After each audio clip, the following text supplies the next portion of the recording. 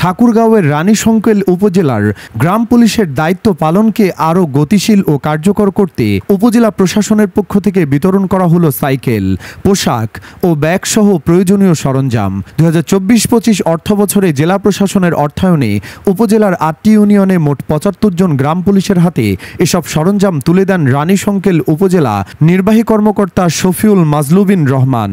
সাইকেলটা পাওয়াতে আমাদের চলাফেরার সুবিধা হবে, আর যখনই আমরা খবর সংবাদ পাবো চেয়ারম্যান এবার উপরে, তাহলে এই সাইকেলটা নিয়ে আমরা দূরত্ব যেতে পারবো। বুধবার দুপুরে উপজেলা পরিষদ চত্বরে আয়োজিত এই অনুষ্ঠানে 80 জন গ্রাম পুলিশ ছাড়াও উপস্থিত ছিলেন প্রশাসনের বিভিন্ন কর্মকর্তা ও স্থানীয় সাংবাদিকরা। ইউনো জানান, প্রতিটি ইউনিয়নের দফাদর সহ মোট 10 জন করে 8টি ইউনিয়নের 80 জন গ্রাম পুলিশের মধ্যে 75 জনকে এই পর্যায়ে সাইকেল ও অন্যান্য সরঞ্জাম দেওয়া হয়েছে। বাকি 5 জন নতুন নিয়োগপ্রাপ্ত গ্রাম পুলিশকে শীঘ্রই সাইকেল দেওয়া হবে।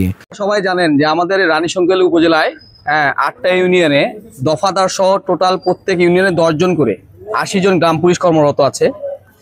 এর মধ্যে 5 জন গ্রাম পুলিশ নতুন জয়েন করেছে।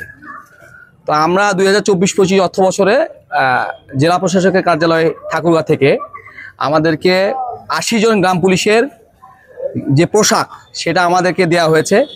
একই সাথে যে 75 জন গ্রাম পুলিশের জন্য এই সাইকেল দেওয়া হয়েছে এবং বলেছে যে বাদবাকি যে 5 জন নতুন জয়েন করেছে তাদেরকে পর্যায়ক্রমে পরেবারে আবার দেওয়া হবে। সরকার প্রদত্ত সাইকেল হাতে পেয়ে সন্তোষ প্রকাশ করেছেন গ্রাম পুলিশ সদস্যরা। ভূপেনচন্দ্র রায় বলেন, আমরা খুবই আনন্দিত। এখন সাইকেল দিয়ে দ্রুত যে কোনো জায়গায় পৌঁছতে পারবো, কাজের গতি বাড়বে। বিমল চন্দ্র বলেন, সাইকেল পেয়ে খুশি হয়েছি, তবে আমাদের মাসিক বেতন এখনও খুব কম। বর্তমান বাজারে এই আয়ে সংসার চালানো আর সন্তানদের পড়াশোনা করানো খুব কষ্টকর হয়ে উঠছে। আমার নাম সূর্যদেব, বাড়ি সন্ধ্যারই, আর 8 নং নন্দুয়ার ইউনিয়ন আমাদের পরিষদ। আমরা এই তো দূরান্ত যেখানে খবর দেবে ইউনো সাহেব, ওসি সাহেব খবর দিলে আমরা তৎক্ষণিক আমরা যাইতে পারবো। সাইকেল পাইছি, ধাম করে মেম্বার সাহেব যদি আমাকে ডাকে যাইতে হবে, চেয়ারম্যান সাহেব ডাকলে আমাকে যাইতে হবে।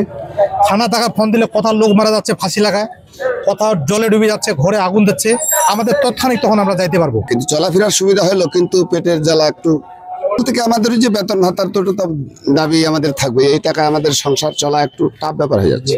আমি মোটামুটি থেকে আছি ধর্মগড় থেকে, 1 নং ধর্মগড় ইউনিয়ন পরিষদ, ওখান থেকে রানীশংকেল প্রায় 24 কিলো রাস্তা দূরত্ব। আর রাত্রে আমাদের চলাফেরা ওই যে লাইট যেগুলো পাচ্ছি এগুলো সুবিধাজনক নয়। এরপরে দিতে চাইলে এটা মনে হয় ভালো হবে। আর সাইকেলটা দিলে এটাতে প্রায় মন খুশি আর কি। দুঃখের বিষয়, আমাদের একটি বিষয় সবসময় আমাদের বিবেকে নড়া দেয়।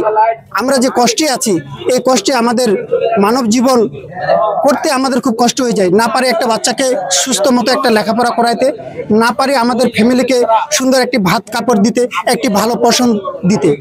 তৃণমূল পর্যায়ের আইন শৃঙ্খলা রক্ষা, তথ্য সংগ্রহ ও সমাজের নিরাপত্তা নিশ্চিতে গ্রাম পুলিশদের ভূমিকা দিন দিন বাড়ছে।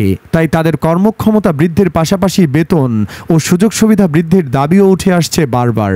এই সরঞ্জামগুলো শুধু কাজের গতি বাড়াবে না, বাড়াবে তৃণমূল সরকারের কার্যক্রমের দৃশ্যমানতা ও আস্থা।